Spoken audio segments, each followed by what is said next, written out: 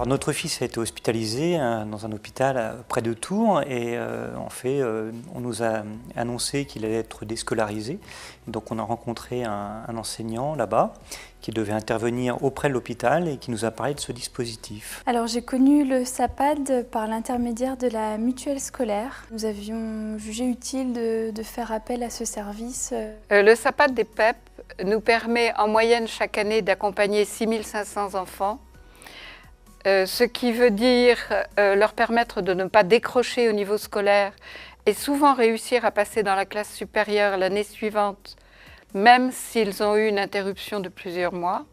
Ça leur permet aussi de garder le contact avec leurs camarades et leur classe et psychologiquement de les aider dans cette épreuve que constitue leur accident ou leur maladie. On fait appel au SAPAD lorsque des élèves sont hospitalisés, doivent être absents de l'établissement à un long moment. L'idée, c'est de préserver la continuité scolaire pour ne pas pénaliser l'élève à son retour. Les coordonnateurs des SAPAD, en règle générale, sont là pour élaborer un projet de continuité scolaire. Donc c'est de bien faire un programme de suivi, de trouver les bons interlocuteurs aussi, de trouver les bons professeurs. Donc notre rôle, c'est bien évidemment, lorsque on élabore le projet, ça peut être dans l'établissement, en rencontrant les familles, l'équipe éducative, tout ça dans le cadre d'un projet d'accueil individualisé. Et en concertation avec la famille, l'établissement scolaire, le médecin de conseiller technique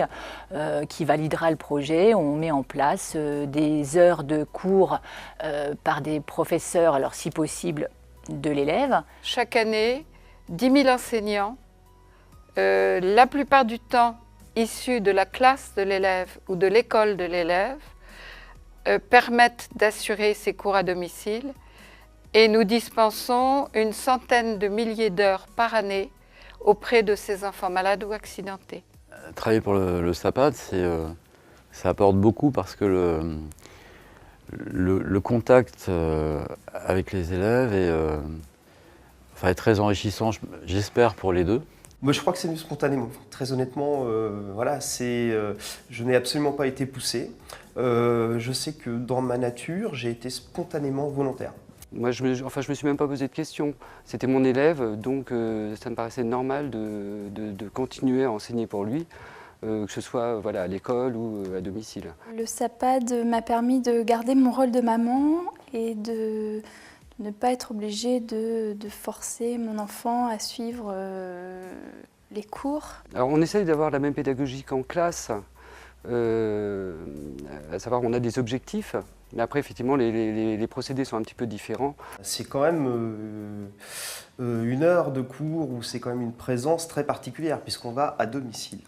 On sait que l'élève a un souci de santé, donc il n'a pas toujours les mêmes réflexes qu'un élève qui est en classe. Donc on va vraiment personnaliser l'enseignement, essayer de voir jusqu'où on peut aller. J'ai pas l'impression d'avoir perdu beaucoup de choses qu'ils ont fait à l'école. J'étais vraiment dans le rythme des copains. Il y a même des fois on était un petit peu en avance. Ça m'a permis d'oublier que j'étais un peu malade. Je me sentais vraiment comme les autres, je faisais les mêmes travails, on travaillait sur la même chose. Donc au final, quand je suis revenue cette année, j'étais à peu près au même point qu'eux pour toutes les matières. Comme la majorité des actions qui sont conduites dans le cadre du réseau PEP, le SAPAD est inscrit sur les territoires et évolue en fonction des besoins et des spécificités de chaque territoire, en fonction aussi des moyens que, par exemple, une collectivité territoriale peut mettre, dans certains cas, à la disposition du SAPAD. On travaille en groupe régional, c'est-à-dire mes collègues de l'académie.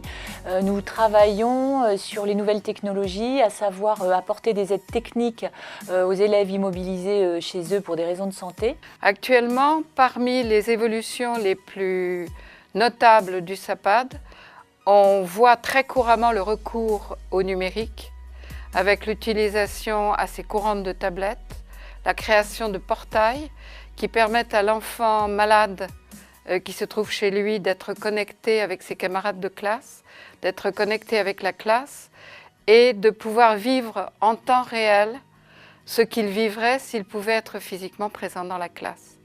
Nous avons même dans une de nos associations la mise en place expérimentale d'un robot qui permet à l'enfant d'interagir au sein de la classe comme s'il y était physiquement présent. Et il y a donc pas mal d'espoir à avoir sur les moyens que nous allons pouvoir mettre à la disposition des familles pour éviter l'exclusion et faciliter l'inclusion scolaire et l'inclusion dans la société.